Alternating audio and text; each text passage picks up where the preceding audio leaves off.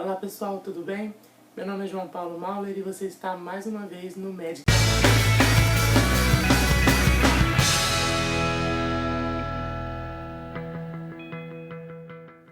Bom pessoal, no meu atual módulo de estudos de fisiologia na faculdade, a gente está estudando os principais sistemas sensoriais. E hoje então eu resolvi trazer um vídeo a respeito de um deles, que talvez seja um dos principais pontos de contato entre o nosso organismo e o meio externo, e é também um dos mais complexos dos nossos sistemas sensoriais. Eu estou falando do sistema visual. Hoje a gente vai falar sobre a fisiologia da visão.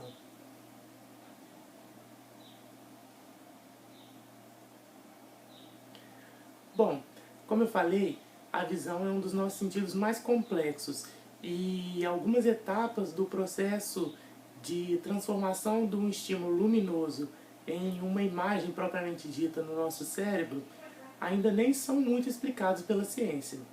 Por isso, esse vídeo ele vai ser um pouco mais básico, a gente não vai entrar em muitos detalhes a respeito desse assunto, até porque muitos deles não são conhecidos e nem são muito necessários, pelo menos a nível de graduação. E eu me baseei para fazer esse vídeo nesse livro aqui, que é o Neurociências, Desvendando o Sistema Nervoso, do autor Mark Beer. Eu já referenciei esse livro aqui num outro vídeo aqui no canal, e esse livro é o livro-texto de referência das nossas aulas de fisiologia no segundo período, então é bastante provável que ele apareça mais vezes por aqui. É um livro bem bacana, vale a pena dar uma olhada nele. É claro que esse livro fala sobre o sistema visual com uma grande quantidade de detalhes, com muitas informações, com muitos experimentos retratados, mas como eu disse, a gente vai se limitar a fazer um estudo mais básico de cada uma das etapas do processo visual, mesmo porque nem nas aulas de fisiologia que eu estou tendo na faculdade, a gente está tendo assim, um nível de detalhes tão grande. Então, acho que é mais importante entender o processo no geral do que cada minúcia de cada pedacinho do processo. Para falar sobre isso, a gente vai dividir o nosso assunto hoje em 3 tópicos. O primeiro deles é a anatomia do olho, onde a gente vai falar um pouquinho sobre as estruturas presentes no nosso olho e como que elas contribuem, né, para o processo de visão. Depois a gente fala sobre a transdução sensorial.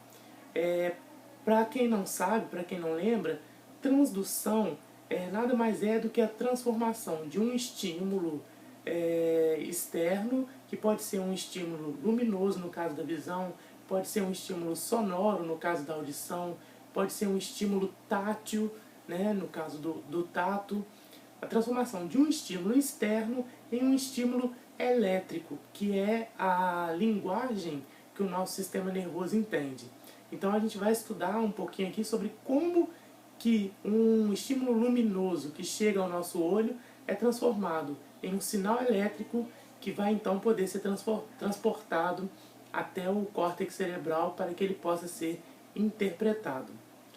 Por fim, a gente vai estudar um pouquinho sobre o caminho que esse estímulo elétrico faz até chegar no nosso córtex para que ele seja interpretado. É o que eu estou chamando aqui de sistema visual central. Para começar, vamos dar uma olhadinha na estrutura do olho humano e entender como ele contribui para a formação da nossa visão. Bom, o olho ele é uma esfera cheia de líquido, basicamente. O olho tem uma camada mais externa que se chama esclera, que é a camada que dá a cor branca ao nosso olho, e é uma camada um pouco mais rígida que tem a função exatamente de dar forma ao olho. Anteriormente, a esclera ela se especializa numa camada de tecido transparente que é a córnea. A córnea ela tem uma concavidade que é justamente para já começar a convergir os raios luminosos que entram no nosso olho. Você deve lembrar das suas aulas de física lá do ensino médio, que toda vez que um raio luminoso muda de meio, muda de um meio mais convergente para um meio menos convergente, ou de um meio menos convergente para um meio mais convergente, ele vai alterar a sua direção. No caso do nosso olho, quando a luz está passando do ar, né, do meio externo, para dentro do olho, que como eu disse, é uma esfera cheia de líquido, esse raio vai convergir. E ele vai convergir para que ele possa chegar em um ponto apenas, lá no fundo do olho, que é a córnea. A córnea nada mais é do que uma camada de tecido nervoso que fica no fundo do olho e vai ser responsável por receber os estímulos luminosos e transformá-los em estímulos elétricos. Eu falei que a retina é uma camada de sistema nervoso, uma camada de tecido nervoso que está no fundo do nosso olho e é responsável por receber a luz e transformá-la em um potencial de ação, em um estímulo elétrico. Para a gente entender um pouquinho mais sobre isso, vamos dar uma olhada na estrutura microscópica, na estrutura celular da nossa retina.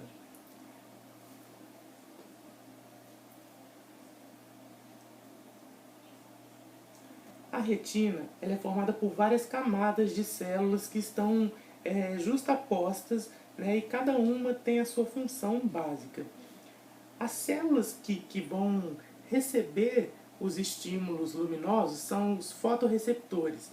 É interessante a gente observar que os fotorreceptores são as únicas células de todo o nosso sistema visual que são sensíveis à luz. Todas as outras vão trabalhar com estímulos elétricos e não com estímulos luminosos.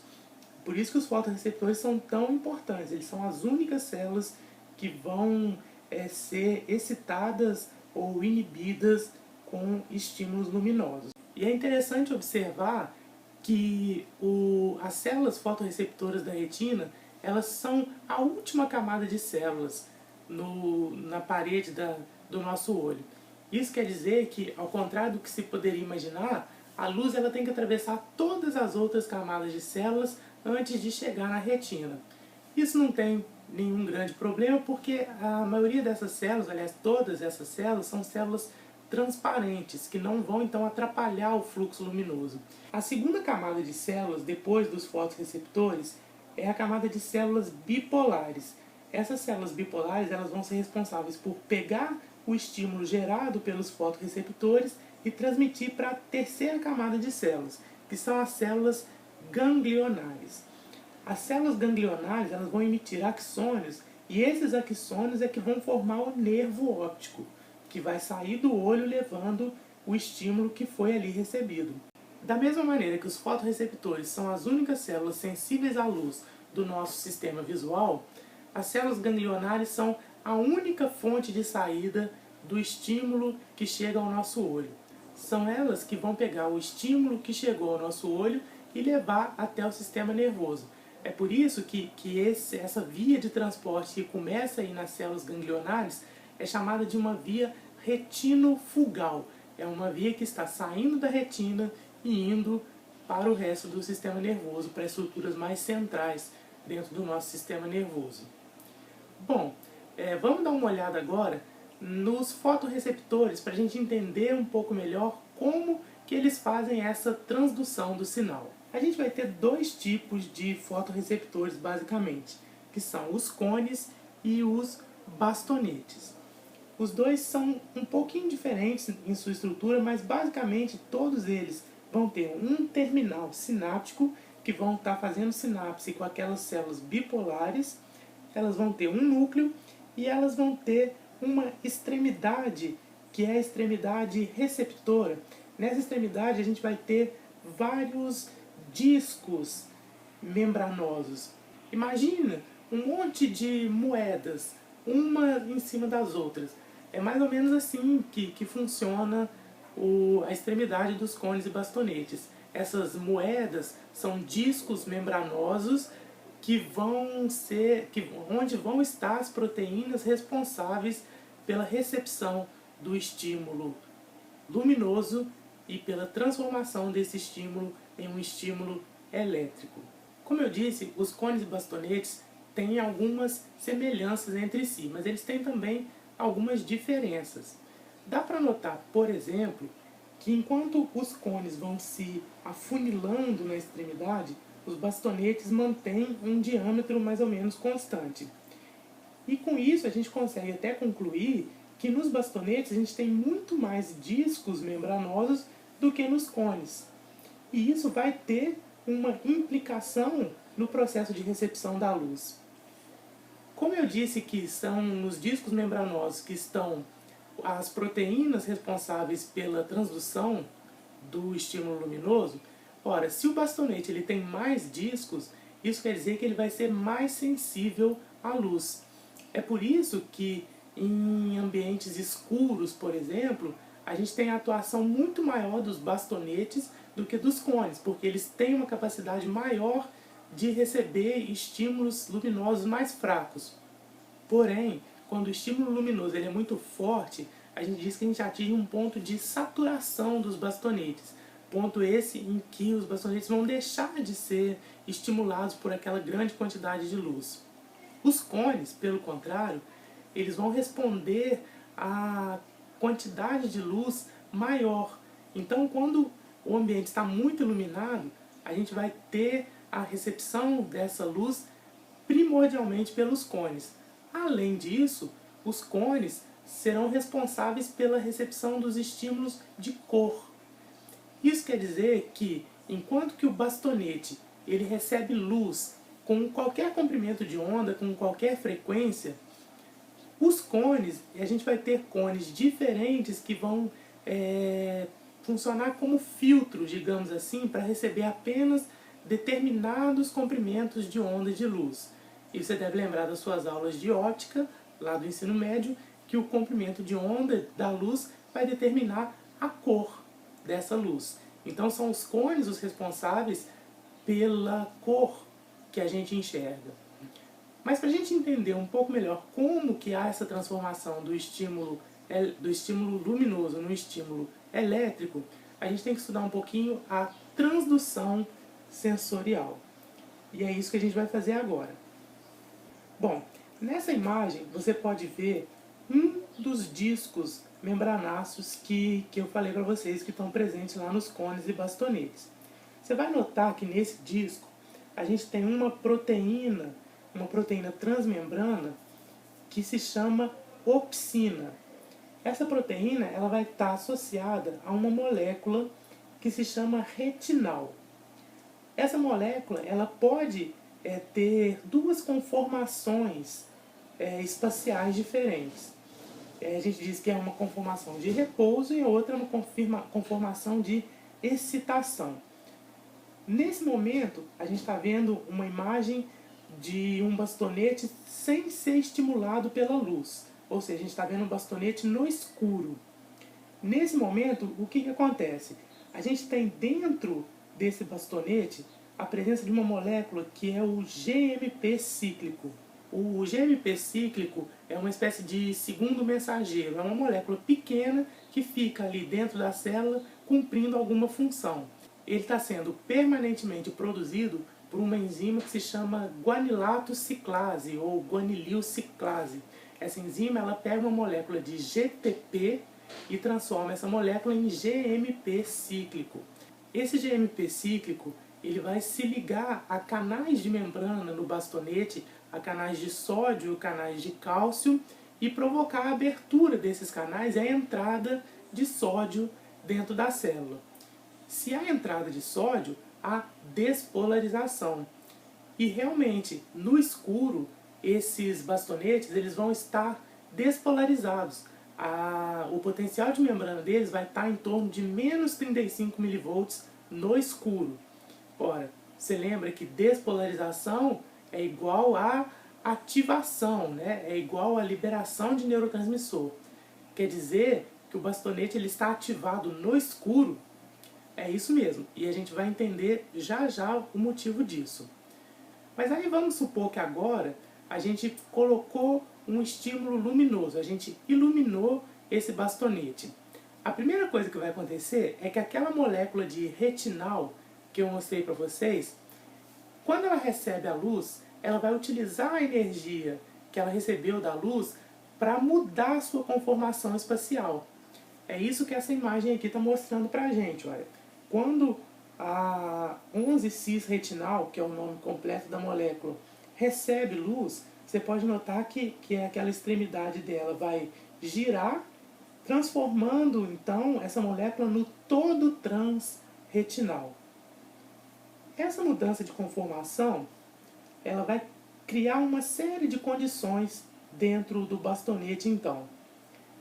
Quando o retinal ele muda de conformação, ele vai ativar aquela proteína de membrana, a proteína que se chama opsina, porém quando ela está ligada ao retinal, ela recebe o nome de rodopsina. A rodopsina ativada, ela vai ativar uma outra molécula, que é uma proteína G, que é uma das principais moléculas responsáveis por sinalização celular, ou seja, a proteína G ativada, ela vai funcionar como um mensageiro intracelular para ativar alguns processos intracelulares, e é isso que ela faz nesse caso. A proteína G ativada, e essa proteína G tem um nome nesse caso específico, que é transducina, justamente por ser uma proteína que faz a transdução, né? Essa proteína G ativada, ela vai ativar uma outra enzima. Essa enzima se chama fosfodiesterase.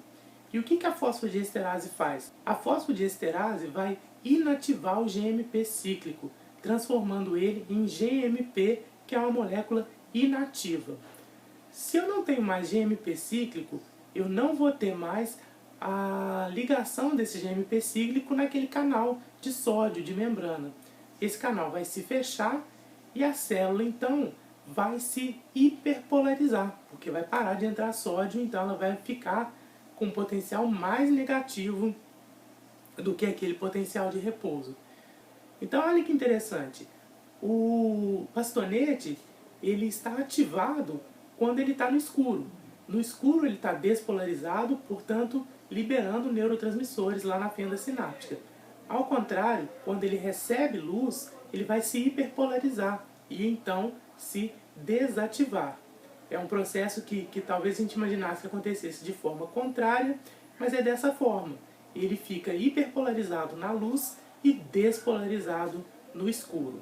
Bom, depois que a gente falou sobre os fotorreceptores, a gente fala sobre a camada seguinte de células na nossa retina, que são as células bipolares. E aí, para falar sobre as células bipolares, eu queria falar antes sobre o campo visual de uma célula bipolar. O que é isso?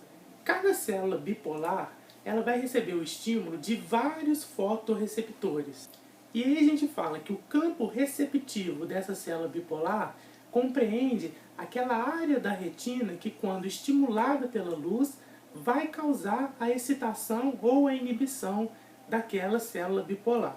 E a gente fala que esse campo receptivo de uma célula bipolar, ele é organizado de uma maneira que você tem um centro e uma periferia. De forma que o estímulo que existe no centro, ele é o contrário do estímulo que existe na periferia. É o que a gente chama de células on e off. Para você entender isso, você tem que entender que os fotorreceptores, quando ativados, eles liberam glutamato na fenda sináptica.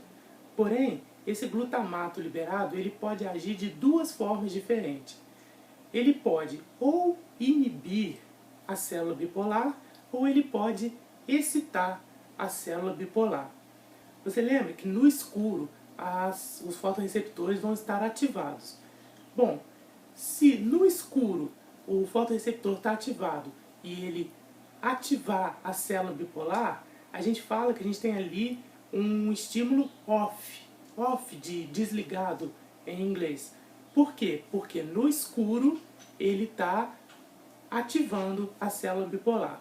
Se pelo contrário, o meu fotorreceptor no escuro ele provocar uma inibição da célula bipolar, portanto no claro ele vai provocar uma excitação da célula bipolar, eu falo então que eu tenho ali um estímulo on, de ligado. E aí, o campo receptor de uma célula bipolar é organizado com um centro de células on rodeado por uma periferia de células off, ou o contrário, um centro de células off rodeado por uma periferia de células ON. E isso vai ser muito importante no resultado da transdução sensorial.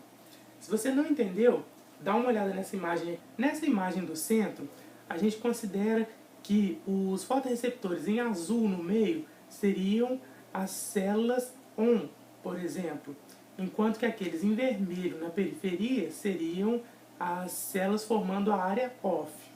É isso que a gente vê nesse primeiro esqueminha aqui do lado direito, olha, onde no centro você tem os sinaizinhos de positivo representando células ON e na periferia você tem as células negativas representando as células OFF. E essa conformação pode se dar ao contrário também, onde você teria um centro OFF e uma periferia ON. Qual que é a implicação disso na transmissão do impulso elétrico? Essa outra imagem vai ajudar a gente a entender. Bom, nessa imagem a gente está vendo então uma conformação de células com centro OFF, portanto com a periferia ON. Você nota que quando essa célula está totalmente iluminada, ela vai estar disparando potenciais de ação, que são essas linhas verticais representadas aqui embaixo da imagem. Porém, esses potenciais de ação eles vão estar sendo disparados de tempos em tempos, não são potenciais constantes. Isso porque o meu centro OFF, recebendo luz, ele está trazendo potenciais inibitórios. A minha periferia ON, ela está recebendo luz, portanto ela está levando estímulos excitatórios.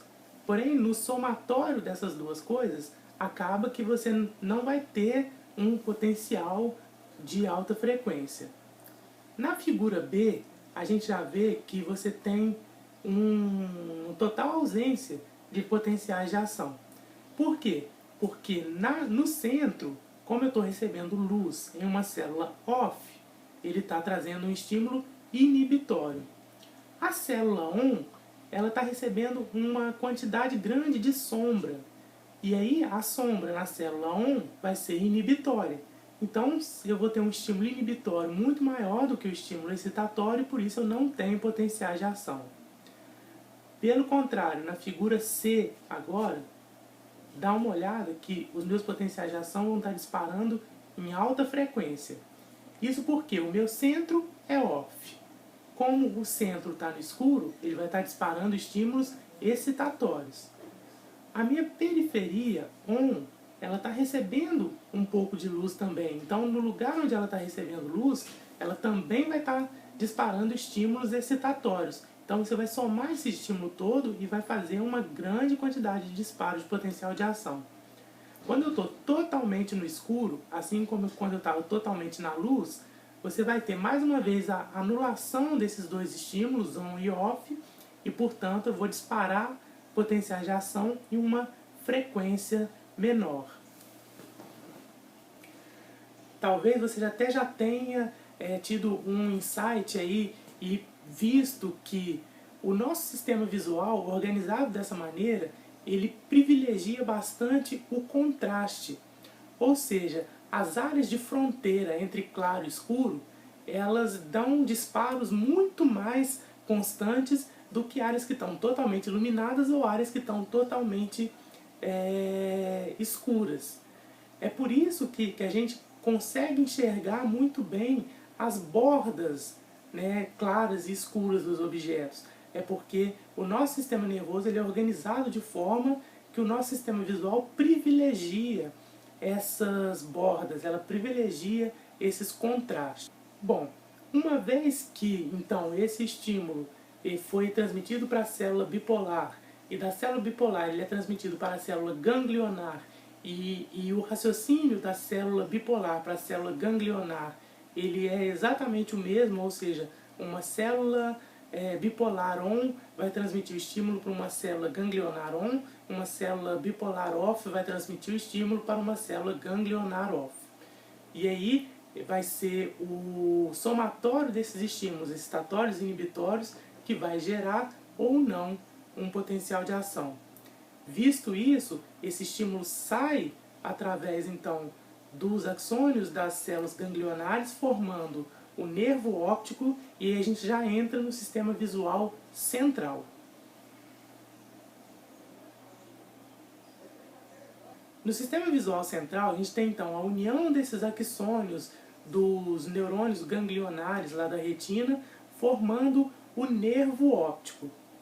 O nervo óptico, ele vai, as fibras que saem de um olho e as fibras que saem de outro olho vão se cruzar parcialmente numa estrutura que a gente chama de quiasma óptico.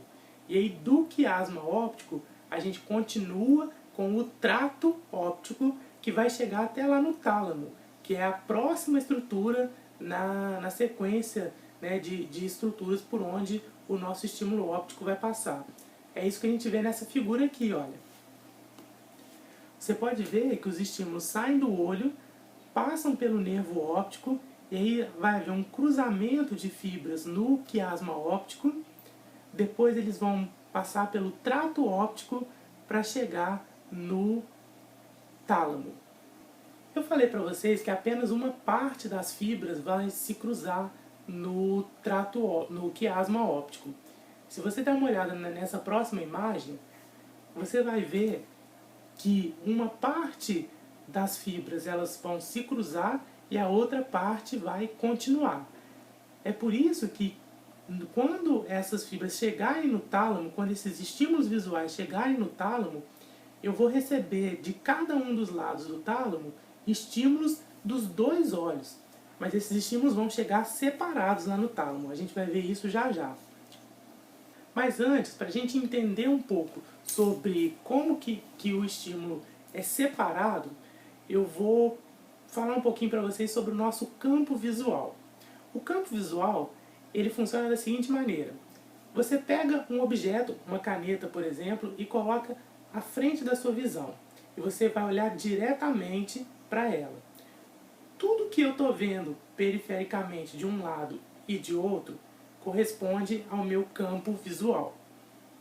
Se eu raciocinar agora que nesse ponto onde está a caneta, se eu imaginar essa linha vertical formada pela caneta, dividindo o meu campo visual em dois lados, eu vou ter o meu hemicampo esquerdo e o meu hemicampo direito.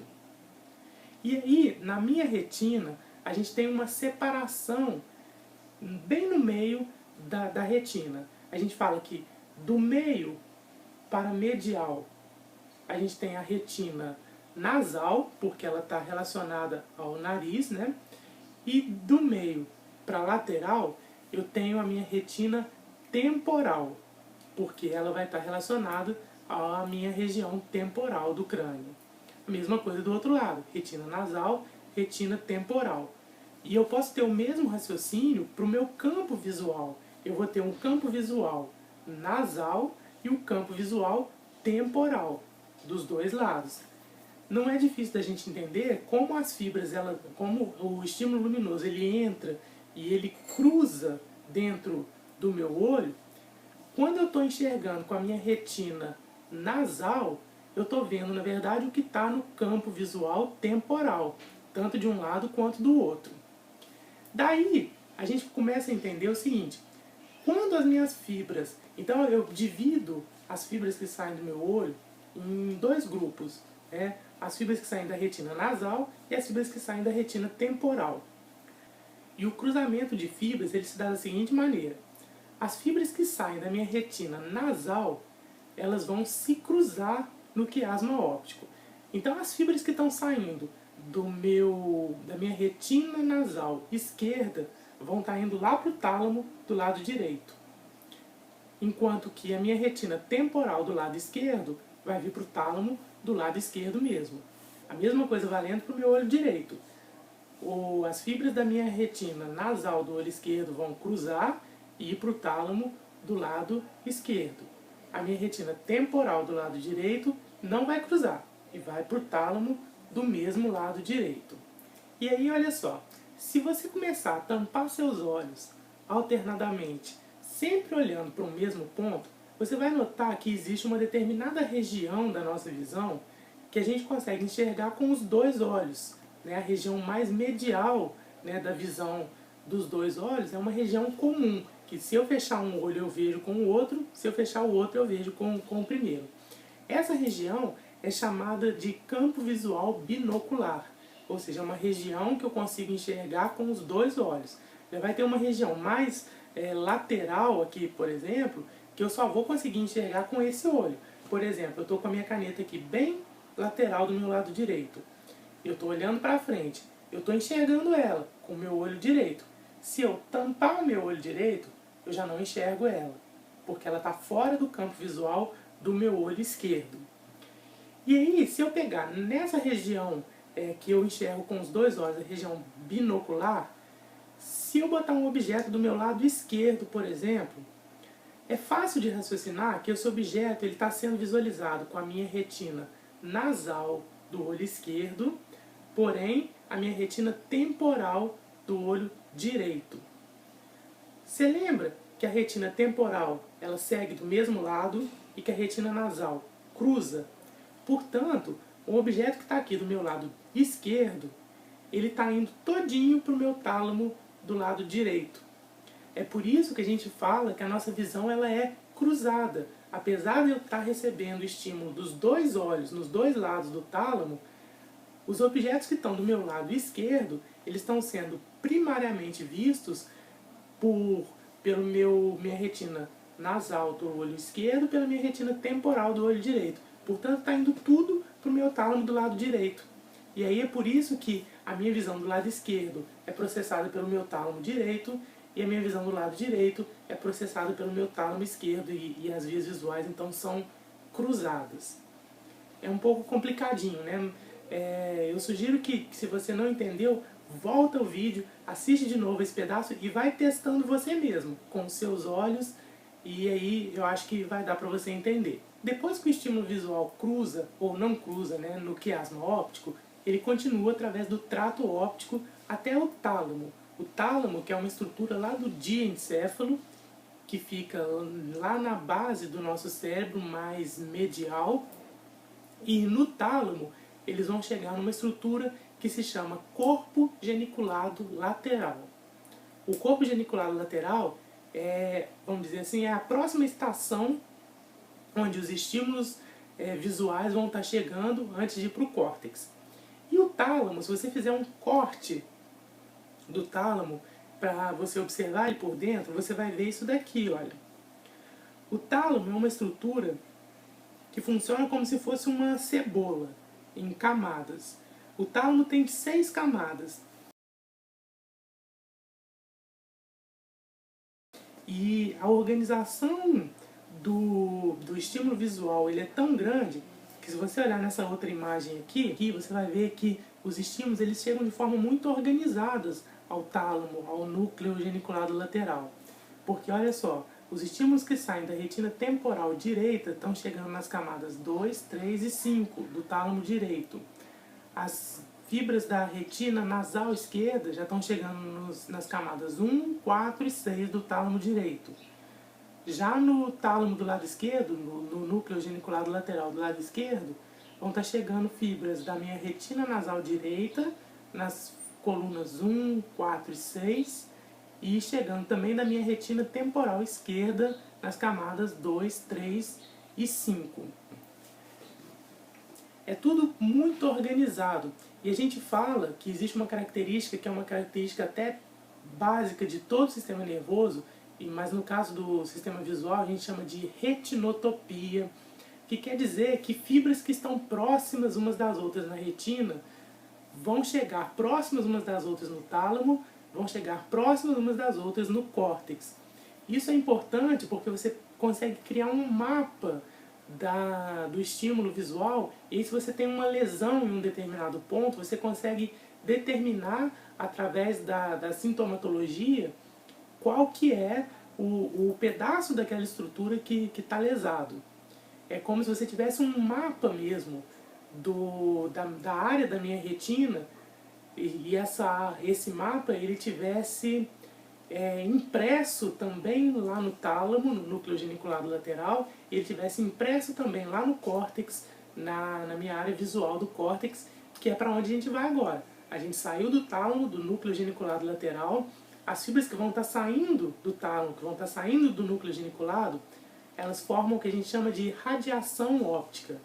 E elas vão lá para o córtex visual, que ficam no lobo occipital do cérebro, que ficam na parte mais posterior do cérebro. Essa parte é chamada de córtex visual, ou chamada de V1, ou então de córtex estriado. Lá da histologia, você deve lembrar que o córtex cerebral ele é formado por camadas. Ele é formado por 6 camadas, né, de tecido neuronal. Os estímulos visuais eles vão chegar especificamente na camada 4, mais especificamente ainda na camada 4C. Tá? Então, ao contrário do núcleo geniculado do tálamo, onde os estímulos chegam um em cada camada, no córtex cerebral todos os estímulos visuais vão chegar na camada 4C do córtex. E a gente fala que nessa camada você vai ter colunas de dominância ocular. É o que você pode ver nessa imagem aqui, olha. Os estímulos vindos de um olho apenas, estão representados em azul aqui nesse desenho da camada 4. E você pode ver que eles vão formando colunas. Se eu pegasse os estímulos do outro olho, provavelmente eles estariam ocupando essa parte que não está em azul. É a mesma coisa que está representada aqui na outra imagem, que seriam locais onde a gente recebe estímulos de um olho. É por isso que até agora, até chegar na camada 4C do córtex, você vai notar que os estímulos eles estão indo separados, os estímulos serão monooculares, ou seja, cada área vai receber estímulo de um olho. Depois que esse estímulo chegou na camada 4C e vai ser distribuído para as áreas secundárias visuais, e aí a gente já não vai falar muito sobre isso, porque a gente já entraria num assunto bem mais complexo, e aí eu acho que não cabe nesse vídeo. Aí é que os estímulos vão começar a ser misturados de um olho com o do outro, de forma a criar a imagem única que existe quando a gente está interpretando o mundo ao nosso redor. A gente, na verdade, quando você está enxergando as coisas, você não está vendo duas imagens diferentes. Você está vendo uma imagem só. Mas cada olho, ele vê uma imagem ligeiramente diferente do outro. O que acontece é que o nosso cérebro, as áreas visuais do nosso cérebro vão juntar essas duas imagens em uma só, de forma a ter uma visão contínua das coisas. Bom, esse vídeo talvez tenha ficado um pouco confuso em algumas partes, um pouco complicadinho em algumas coisas, mas é porque o assunto é bem complexo mesmo. Em especial aquela parte das células on e off, talvez deixe um pouco de dúvida. Esse finalzinho também da distribuição das retinas temporal e nasal pode ser que tenha deixado alguma dúvida, mas eu espero que o vídeo tenha mais esclarecido do que confundido.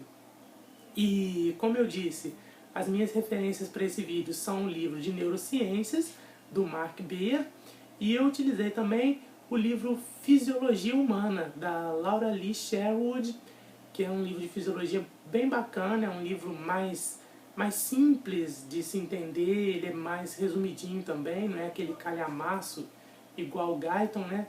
É um livro que vale muito a pena, é um livro bastante ilustrado, tem muitas imagens bacanas, e quem quiser dar uma olhada, eu acho que pode enriquecer os estudos. Bom, gente, é isso. Eu espero de todo o coração que eu tenha ajudado, que tenha dado para entender um pouquinho sobre esse caminho do estímulo visual, desde o exterior até chegar lá no nosso córtex. Algumas imagens que eu exibi durante esse vídeo, eles vieram de um outro vídeo, que é de uma instituição portuguesa de neurociências. Eu vou colocar a referência aqui embaixo no vídeo. É um vídeo bem bacana, que vale a pena dar uma olhada também. Ele dá uma resumida no processo de construção da imagem. No mais, dê um joinha se você gostou do vídeo. Se inscreva no canal se você ainda não está inscrito. Indique para os seus amigos, para os seus colegas. Compartilhe nas redes sociais. Deixe seu comentário. E até a próxima. Grande abraço.